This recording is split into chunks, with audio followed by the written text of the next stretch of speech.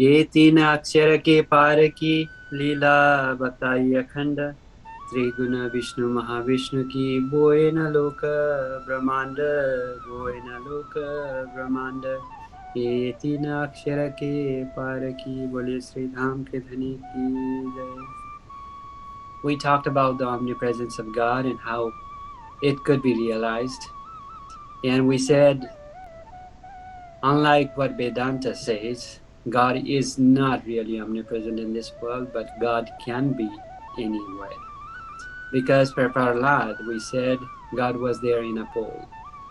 So it is not that God cannot be in a certain place at a certain time, He can be. But this is not where He is found. The day we find God in our hearts, in our souls, finding Him reside in it, then we realize His omnipresence. It can be realized. And we also talked about how ghee or butter is omnipresent in milk. But until it is extracted from the milk, it cannot be used for cooking, for let's say for cooking, right? Because butter is used for cooking, milk cannot be used to cook or fry things.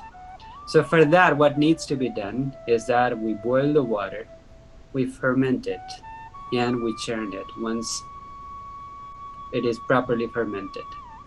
And when we take out the butter, we heat it up and make the ghee out of it, then it can be used and it can be stored as long as we want. Milk won't last that long. It will probably have 2 weeks period until it expires. So when with our sadhana, with our penance, we realize Brahma in our heart, then we see Brahma everywhere. It is then the idea of Aham Brahmasmi Tattvamasi is realized. I am Brahma and so is everyone else. That realization comes when we see Lord reside within us. So it is deeper in meaning when we say God is omnipresent. He is not in every element. He is not in the sky. He is not in water. He is not in 5 elements. He is not in every element or every atom.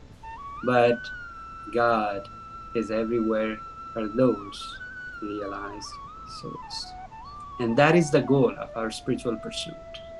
So when Mahamati Prananath talks about the omnipresence of God and refutes the idea that God is not formless, because there should be something for something to come out of it. And the void that they are talking about, the void that Vedanta talks about, is nothing but the sleep. Because let me give you a practical example of this. When we go in a deeper sleep and when we have a dream, we have a body, we have things, we have people around us, we have circumstance. Sometimes we have a good dream and sometimes we have nightmares. And in that dream, between that dream and the body of yours that's sleeping on the couch or on the bed, there is sleep. That is illusion. That is forgetfulness. And it has no limitation, because for the one in sleep to get past that and to find that real body, it has to overcome that vastness, that infinite sleep, infinite layer of sleep. That forgetfulness is what Vedanta describes as the Lord Supreme. But it is nothing but that nidra, that sleep, which does not allow soul to cross over and find the real self. So that is what we call Panchamichara Samasti. And that is what a lot of Vedanta scholars call the Lord Supreme, which is not the case. That's why Mahamati Prananath revealed the true transcendent form of the Lord Supreme, that is eternal. As Mahamati Prananath is explaining the omnipresence and the form, divine form of the Lord Supreme, Mahamati Prananath quotes a verse from Sankaracharya, who himself says at the end of his life, that what? The thing that is with form eventually perishes. Sakarasya vinashvasti. Whatever is created is eventually going to perish. And what is void, what is formlessness, is nothingness. And if it is nothing, there is no way something comes out of it. It is nothing. And the void is not eternal as well. As such, Shankaracharya says, seek that what is beyond both void and that with form. And when you find the path between form and formlessness, that is where salvation lies. That's where moksha lies. And that is where one realizes the Brahma. So Shankaracharya himself, who preaches Vedanta all his life and talks about Para Brahma and Apara Brahma, as we talked about the distinction yesterday, the transcendent form of the Lord and the eminent form of Lord. He revealed that the path in between those two is where Lord resides. Sakarasya vinashvasti nirakarasya shunyatvat shunyasya cha avastutvat ubhay paksha vivinnam vastu jnanam moksha. So that is how Shankaracharya settled the dispute whether God was corporeal or God was without form.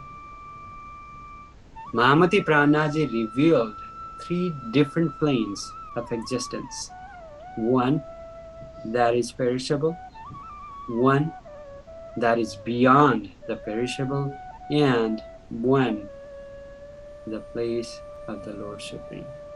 He said, Hadda para behadda hai, behadda para akshar, akshara para vatana hai jagi nagar. So he revealed these three planes of spiritual existence. He said, Cherati tita aksharataya. Beyond the perishable lies the imperishable. And beyond the imperishable is the place of the Lord Supreme, Aksharatita. And that is where your soul finds the solace. Pranani jabu ene gare. And Iha atakale kima pahunchaye, says Mahamati. With just mere imagination, one can never reach the transcendent realm. As Mahamati Prananath gives the description of perishable, imperishable, and eternally effulgent beyond Akshara or Aksharatita, he gives the description of that. Yaha sunake syama vatta karane laga vichar. Aur abhim bhai ko kaha tumo bujo hoshiyar.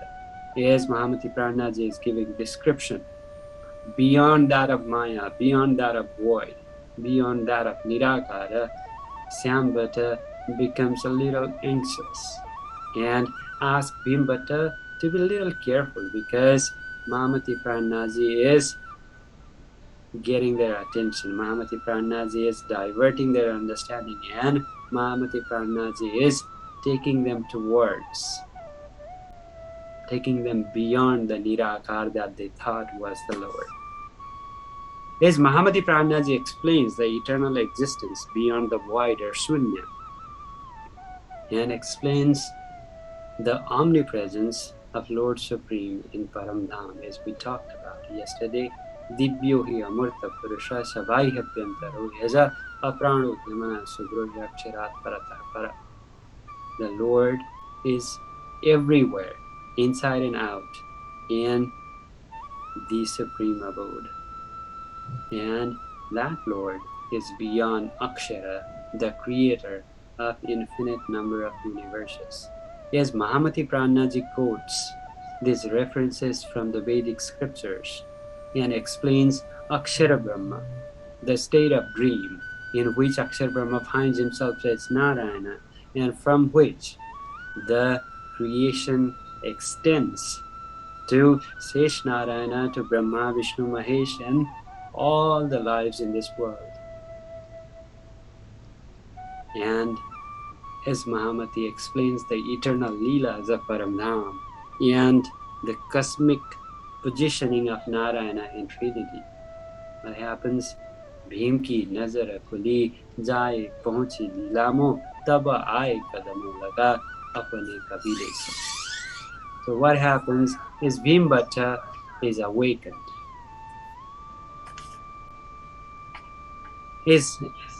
Bhimbhatta is awakened along with all of his family members.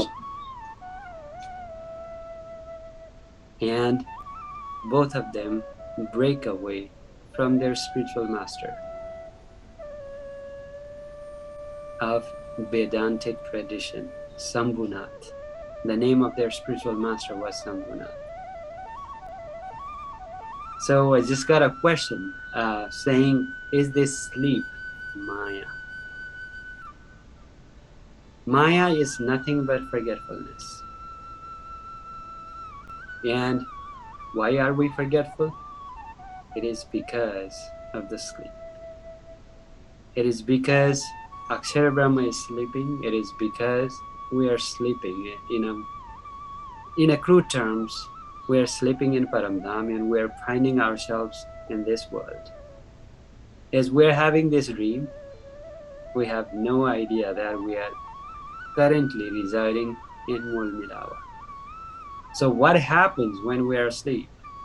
Then Moha Ajnana Varamana Karma Kala or Shunya Inama Saridi Daki Nirakara Niranjana says Mahamati. So we get attached to this world. We are ignorant. We are illusioned. We are bound by the karma. Moha Ajnana Varamana Karma Kala or Shunya. We are within the realm of death, or the realm of time. We are within the limitations of time, and we are bound by the void because none of this truly exists, because it is a mere dream. So it is because of this sleep, because of this Maya, what happens is we feel that the world that we are living in is real. We feel that this is all that exists. We find the circumstances of our life being real. It doesn't feel unreal. When we are hungry, we are hungry. When we are sad, we are sad. Right? And we do not seek. And it does not seem possible for us to think beyond the state of sleep. When we're in a dream, whatever circumstance we go through, we find it to be true. There is no way that we can find that we are not actually experiencing those circumstances, but we are sleeping on our couch or on our bed with the comforts of our bed and our blankets and all that. So that is Maya. And when Maya engulfs us, what happens is we begin to look for sense gratification. We are pleased by what we see. We crave for different foods. We crave for worldly relationships. We crave for the world. We crave for worldly recognition. We crave for fame. We crave for our names. We crave for recognitions. And we forget the eternal relationship with the Lord Supreme. So that is what Maya is. Just like the student does not realize the significance of working hard, studying long hours. He rather enjoys playing video games and things of that nature. Because what Maya does is Maya entices us into instant gratification. That is what Maya is. We see Aksharatith Sri Krishna, we see Lord Supreme being too far, far away from us. The day we visualize our goal, the day we visualize Raji in our heart and soul, then everything becomes easier. Everything becomes simpler. So that Maya, that forgetfulness, that attachment to the world, that binding by karma is all the result of our sleep. That is why Mahamati Prananaji talks about jagani or awakening, because the day you are awakened from this cosmic sleep, then you find yourself in Paramdham. And that has to happen when we are alive, because Mahamati Prananaji doesn't care much about Paramdham after we die, because nobody knows, nobody comes back. When we realize that bliss here in this life alone, then our life has found its meaning. So that is what Maya is. So Bhim की नजर खुली जाए पहुंची लीला मो तब आए कदमों लगा अपनी कबीला सु. So Bhimbai is awakened, Bhimbhatta is awakened, and slowly Syambhatta is awakened along with his families. And they break away with their spiritual master named Shambhunath, who was the Vedanta scholar. Some people have different views, whether one should only have one spiritual master, or if one can have a different guru. When our soul is satiated by the teachings and the glory of spiritual master, Mahamati says we can change our guru and be initiated into the community of that guru. And until we find such a guru or our spiritual master, we should continue with our pursuit, because there are so many spiritual masters that misguide humanity. They claim to have found God. That's not the case. They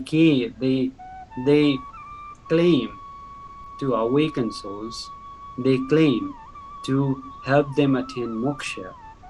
But as many Vedic scholars say, until one finds the Lord Supreme, until one finds that transcendent understanding, salvation cannot be realized. Yajurveda says, Tameva viditvati mritumeti nanya pantha vidyate anaya. Until one realizes the Lord Supreme and submits wholeheartedly to Him, salvation is not possible, moksha is not possible. So there are so many, I would say most of the saints, most of the spiritual masters, they have no idea in relationship to the name, form, leelas and abode of the Lord Supreme, yet they claim to grant or guide humanity to salvation. That's not the case. That's why what Mahamati says is this.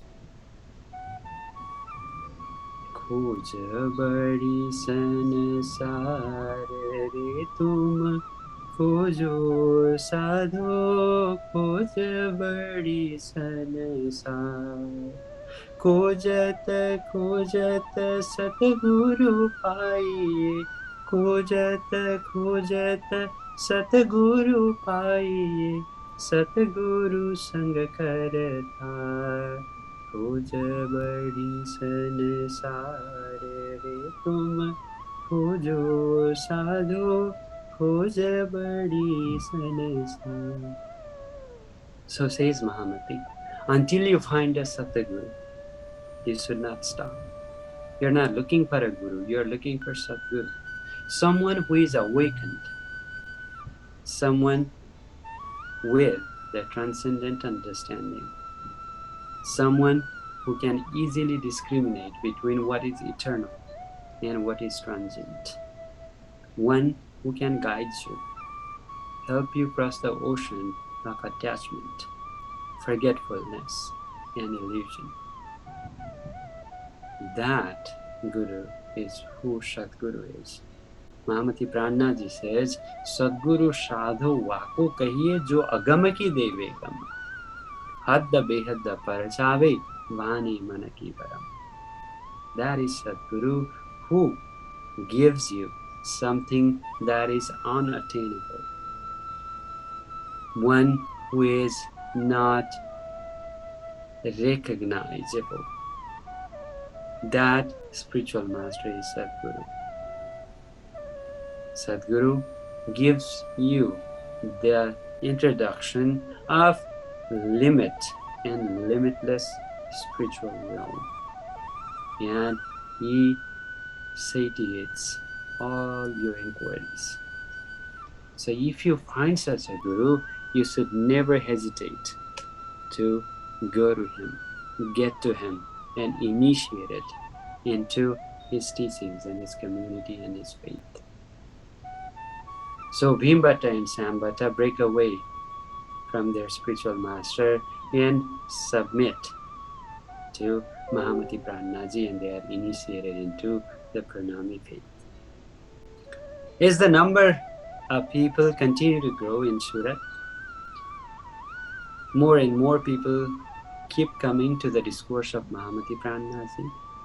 One of the prominent Bhagavata scholars, Govinda Vyas, came to the discourse of Mahamati Prananath. He had questions, he had confusions, and he is always captivated by the 40 questions that Vallabhacharya had put forth in the review of his Bhagavata. इनको कछुना कुलही 40 प्रश्न तिनमें सो लिख के धर उतारे ये लियो चाहिए न से. He came up with 40 questions to Mahamati Prananath. He had the list of these 40 questions from Vallabhacharya's Tika of Bhagavata. He could not find answers to these questions. Also, although he is one of the prominent Bhagavata scholars. Some of the questions being, what is moha? What is enchantment? What is attachment? Second one, where did moha originate? Where did this attachment originate? The third one, if the egg was prepared in Hiranyagarbha, then what material was the Hiranyagarbha egg made of? Fourth question, when there is such a thing that the consciousness has entered inside that egg, and then from where did that consciousness came down from? Fifth question, if attachment or moha is called jal or water, then what kind of water it is? As we say, moha jal. So if it is water, if it is jal, then what kind of water it is? Where did the water originate? We say that the whole creation is created by Iksha Sakti. What is Iksha Sakti? Is Brahma corporeal or formless? Is Moha Tattva, attachment, corporeal or formless? If Ras is considered eternal, why would it not perish in the final dissolution? How can the name, abode, and leelas of the Lord Supreme, or the Brahma, be explained? These were some of the questions that I listed among 40 questions that Govinda Vyas came up with to Mahamati Prananath for answers. Mahamati Prananath had no difficulty whatsoever in answering these questions because he is Mahamati, the incarnation of awakened consciousness. Mahan Buddhi ko avatar, as we call him. He started answering these questions one by one. Because with Tartam, one understands everything from the lowest of the ethereal world, from Patala, all the way to the effulgent abode, eternal abode of the Lord Supreme Paramdham, from Patal to Paramdham, and everything in between. With Tartam, we know where Lord Brahmaji resides, where Lord Vishnu resides, where Vaikuntha is, what's there in Vaikuntha. We know where Lord Mahesa resides. We know why even they would have difficulty understanding, or why they would have difficulty in self-realization, because there are 8 veils of ignorance that we call Ashta Avaran. To get to their soul, to get to where Ishvara is, they even find difficulty in that. Just like we cannot cross over our desire for sense gratification, and we do not work for the awakening of soul, they are also engulfed by Maya, even Brahma, Vishnu, and Mahesh. We know what Moha Tattva is. We know how the creation unfolded. We know who Narayana is. We know how Akshara Brahma creates and annihilates infinite number of universes with the blink of an eye. We know how creation took place. So Tartam has an understanding of every spiritual inquiry there is. As I saw in a comment in one of the chats that we have in our WhatsApp, Tartam is like a master key that opens and unlocks each and every door in a hotel room. For example, if you lose your key to get into your room in a hotel, you go to the receptionist and ask them for a key, and they would have the master key. With that, they could open each and every door. Similarly, Tartam is the master key that unlocks, unravels the deepest mysteries and symbolisms that we find in both the Vedic scriptures and the Abrahamic scriptures, including Bible, Quran, Torah, and others. So for Mahamati Prananath, he didn't have any difficulty whatsoever in answering those questions. What is Moha? The reason of creation. Where did it originate? It originated when Narayana was born. Okay? Because he said, Ekoham Bosham, as he created, he became attached to it. Just like when we have a kid, for example, we get attached to it. Okay? When we have a new car, we get attached to it. When we have a job that feeds our family, we get attached to it. We don't want to lose it. So, where did it originate? Because the creation happened and Moha happened. So, Mahamati Prananath answered all these 40 questions, and it did not take long for Govinda Vyas to submit to the intellect of Mahamati Prananath and became one of his followers. So tabahi kadamo laga aya saath mein. So he was initiated into the faith.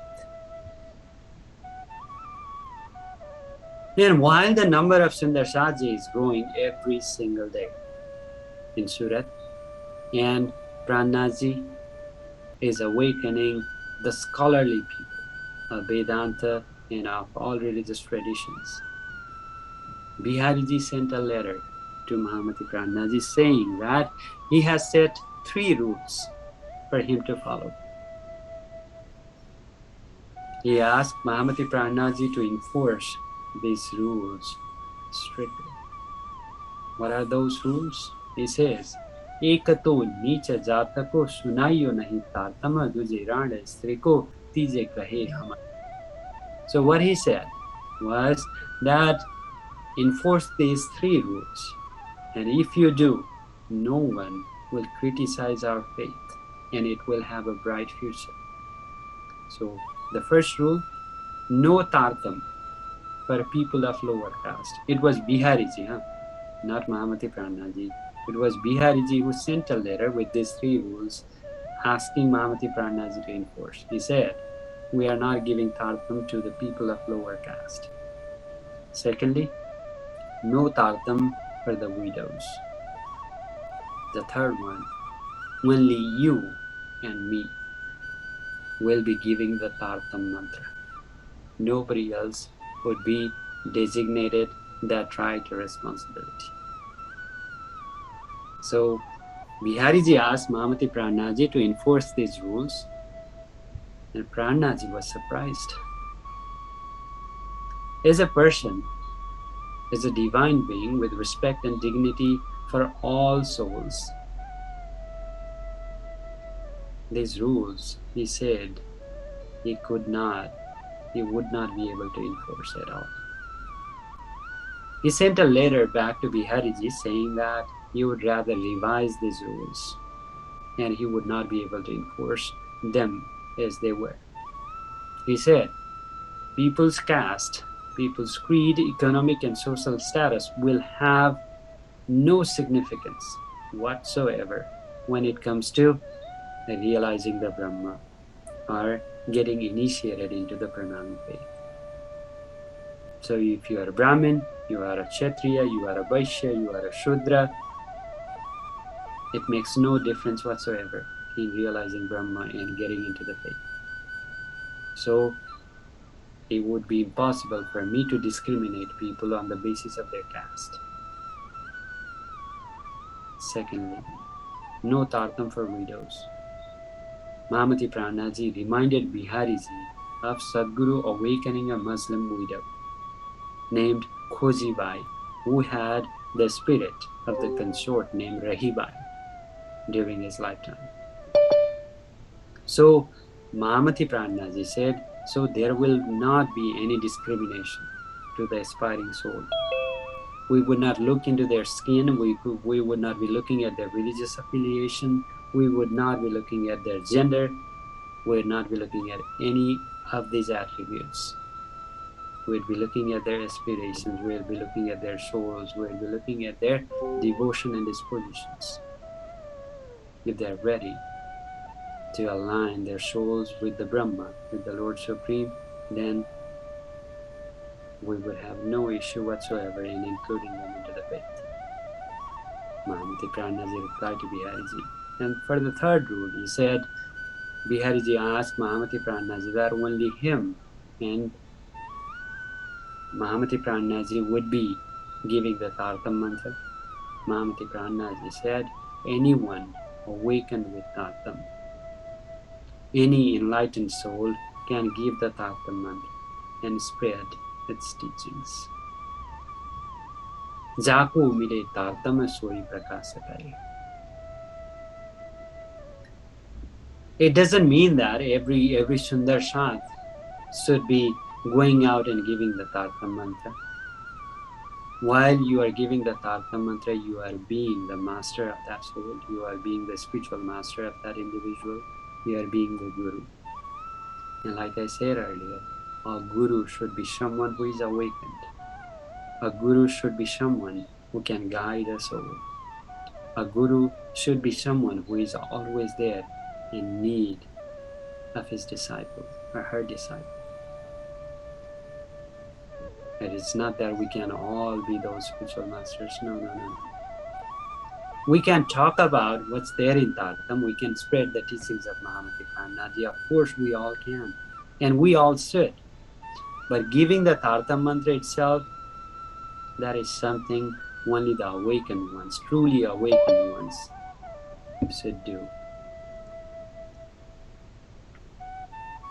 Mahamati Prananaji replied, the intellect of Satguru is like a torch. Those illumined by it can awaken others, and if only the designation of awakening souls be given to you and me, how could Satguru's vision be realized? Asked Mahamati. Piche sukhoshi sabanna pasarasi chaudeva banna. The whole of humanity has to realize Brahman one day. And it would not be possible without the understanding of Dharma. And only if you and me are doing the work, then how could it be realized? So I would not be able to enforce any of these rules. Mahamati Prananath thus replied to the letter of Bihariji. And he said he would not be able to enforce any of these rules set by Bihariji. Bihariji was not happy with Prananath's response. As we all know by now that he was a narcissist. A narcissist is someone who cannot handle criticism, who is always guided by self-adulation, who is not compassionate at all. So Bihariji, when found out that Prananath was not ready to abide by his rules, he wrote a letter to Prananath yet again. While Mahamati Prananath also sent a book, sent some revelations, came in the book of Kalash, the fourth book in the compilation of Dharma that was revealed in Surat, in the city of Surat, Kalash Granth. He sent it, but as you might already be aware that Bihariji would not be receptive of that revelation.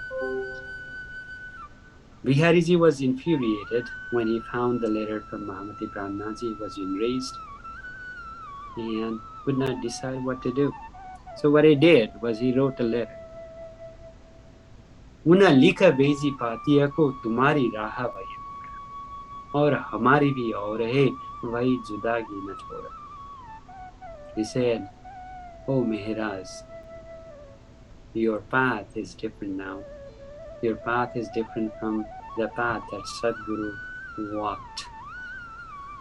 The path of Satguru is different than the path that you are guiding Sundar Sat to walk on. As such, there is a separation, there is a judagi. हम तो तुमको चिन्हा तुम्हारे माहे कलाम तुम नहीं हमारे साथ में हम कारण तुम्हें इसे." So Bihariji said, "I've recognized you well now. You are not one of the Sundar Sats. You are not the consort of the Lord Supreme. As such, I will expel you from the community." Because the Sundar Sats that I expelled from the faith, you included them into your community. And I do not trust you anymore. And Bihariji said, for that reason, I would expel you from the faith. And we are not related to each other anymore. All the Sundar Sats, Bhim Bhatta, Syam Bhatta, all the scholars, all the Sundar Sats awakened in different cities that are with Prananath in Surat, were shocked. Because Prananath, who was so sincerely working in awakening souls forgetful of their true self, we had traveled across many cities and towns. We had gone through a lot of troubles to awaken souls. We had always set aside personal choices for the spiritual growth of Sundar Sat. He was being expelled from the faith. Bihariji, someone who does not have the personality, who does not have good moral characteristics, he is expelling him from the faith. They were not ready. They were not ready to accept it. So they all got together and decided to talk to Prananath. They all spoke in unity, asking him to officially take the charge of awakening these souls. They said, since Satguru, we know that Satguru is residing within you, within your heart, not in the heart of Bihariji. And he was in every possible way capable of leading Sundar Sats, capable of awakening and finding Sakundal and Sakumar among other souls. They begged Prananaji to take the lead. इन समय सब साथने करिए मशलहत बैठे श्री देवचंद्र जी किनके हृदय तुम तौल देखो कही श्री जी साहेब जिसो तुम ले वो हक का सिर काम साथ को जमा करना बीच देना इस्लाम.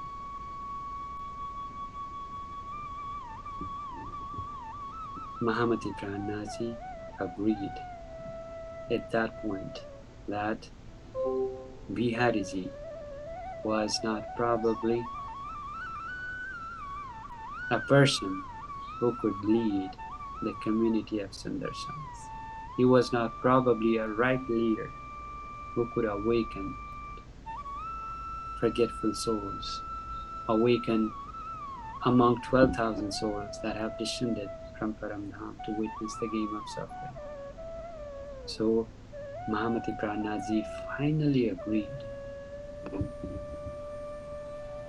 and all the Sundar Sats arranged a divine chair, divine throne, divine seat, a gadi, singhasan for Prananath, as Satguru residing within him. And Baiji Maharani Tezkumari did the Arati of Mahamati Prananaji.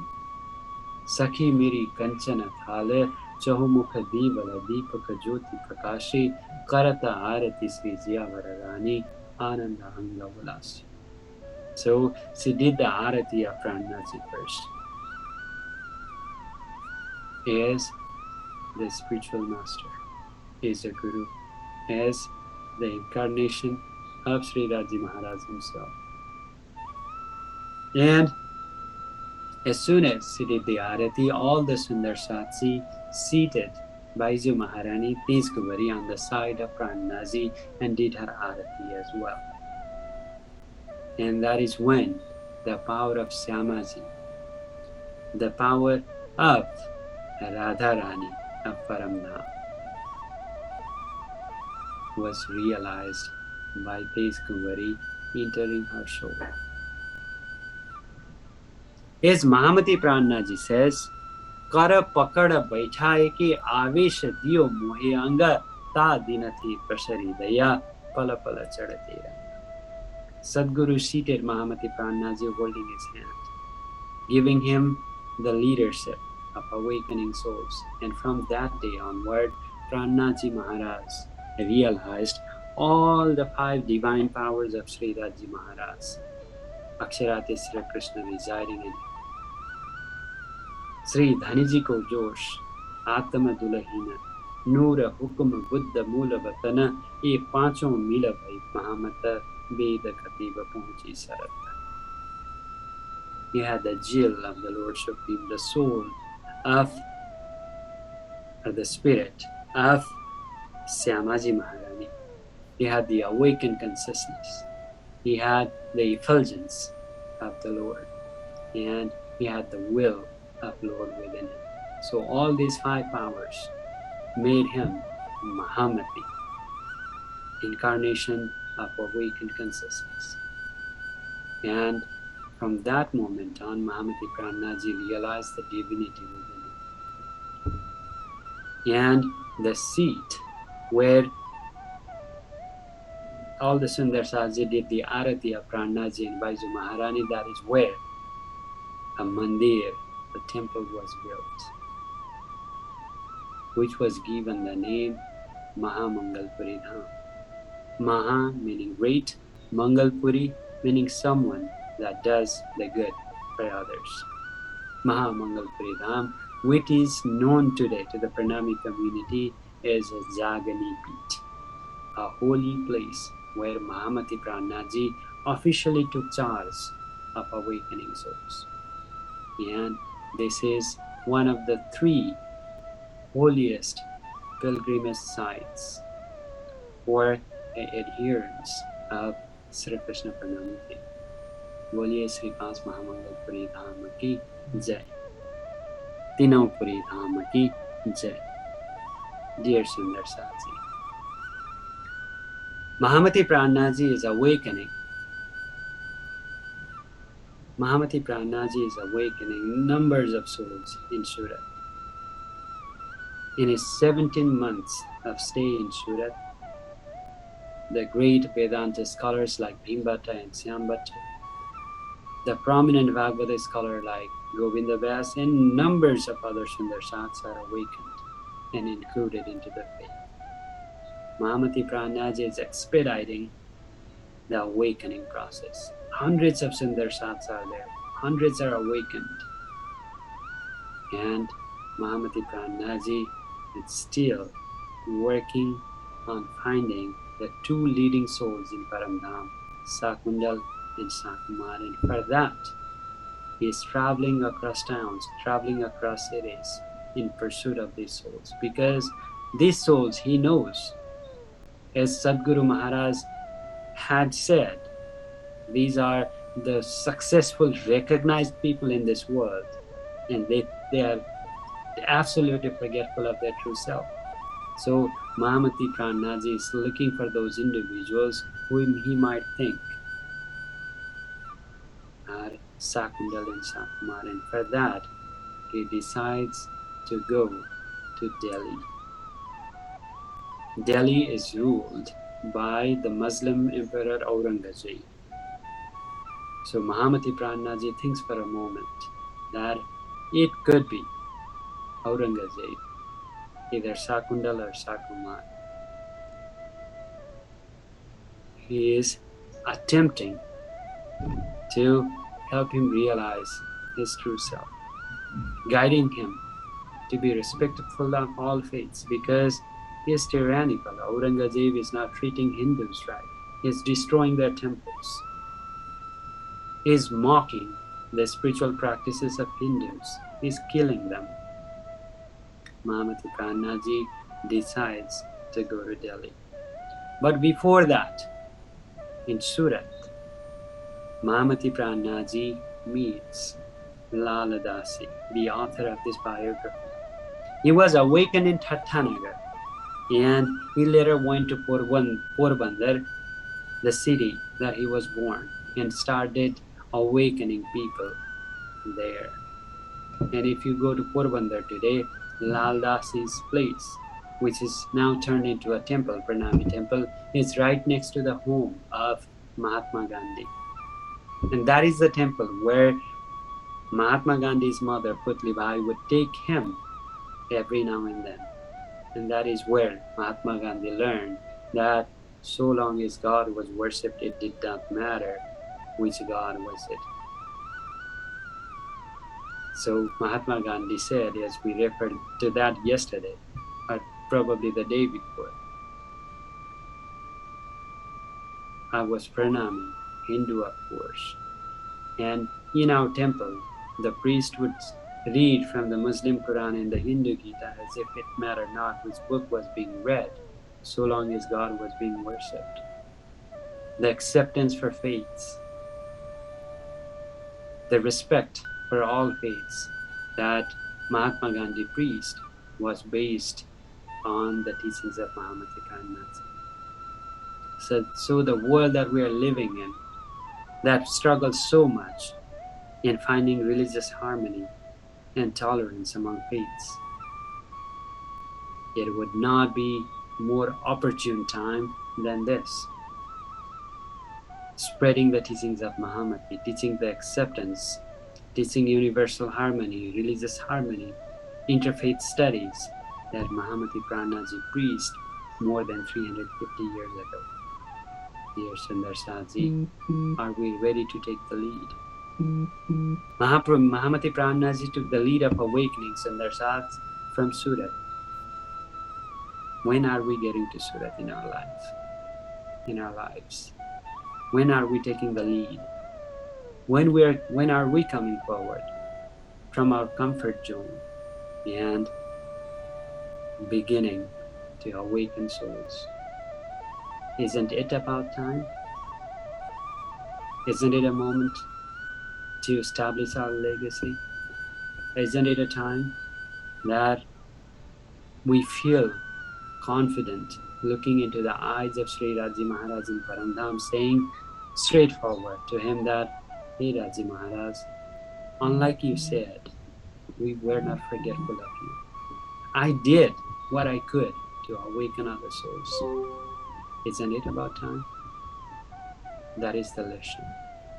That is the takeaway message for today, Devchandraji. On tomorrow's session, we'll talk about Lal Dasi and his arrival to Surat, and we'll learn about one of the very important lessons in life from the incident of Lal Dasi and his realization from that incident.